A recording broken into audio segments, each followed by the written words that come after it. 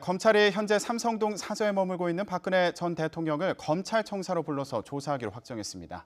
검찰에 나와서 조사를 받은 전직 대통령들 사례에 비춰서 준비하고 있는 만큼 박 전 대통령 역시 포토라인에 서게 될 것으로 보입니다. 취재기자 연결하겠습니다. 김소환 기자. 네, 서울중앙지검입니다. 네, 박근혜 전 대통령 소환 일정을 확정을 한 상황인가요? 네, 아직 박근혜 전 대통령의 소환 날짜가 확정된 건 아닙니다. 내일 검찰이 박 전 대통령 측에 언제까지 나와달라고 일정을 알려줄 계획이라는 건데요.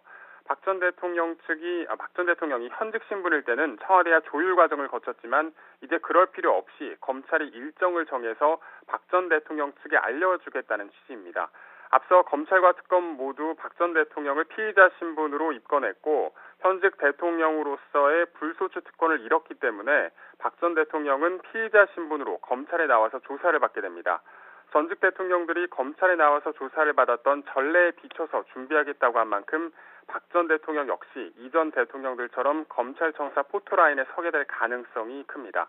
이와 함께 박 전 대통령의 조사 전 과정을 녹화하는 것도 조율의 대상이 아니라 검찰이 결정할 문제라고 선을 그었습니다.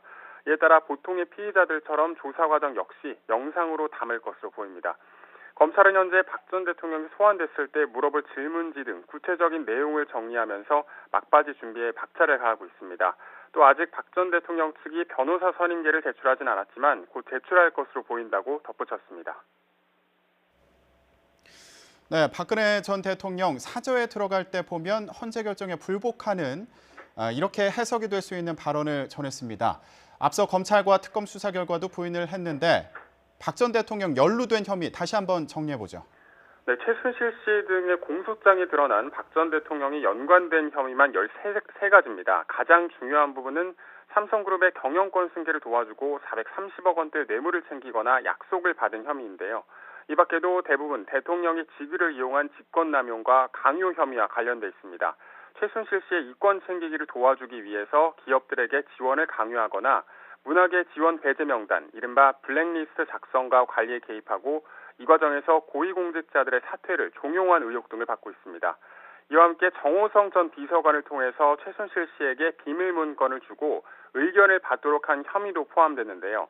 앞서 박 전 대통령은 사저에 들어간 뒤 민경욱 의원을 통해서 언젠가 진실이 밝혀질 것이라면서 본인에게 제기된 모든 혐의를 부인하는 취지의 발언을 전달했죠. 이에 따라 검찰에 나오더라도 혐의를 전면 부인할 것으로 보입니다.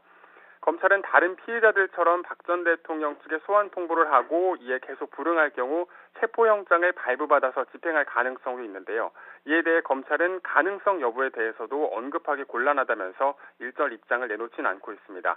다만 지금도 박 전 대통령 측 지지자들이 사저 주변에 운집해 있는데 검찰이 강제로 박 전 대통령을 데려가려고 할 경우 충돌이 빚어질 가능성도 배제할 수 없는 상황입니다. 지금까지 서울중앙지검에서 YTN 김소환입니다.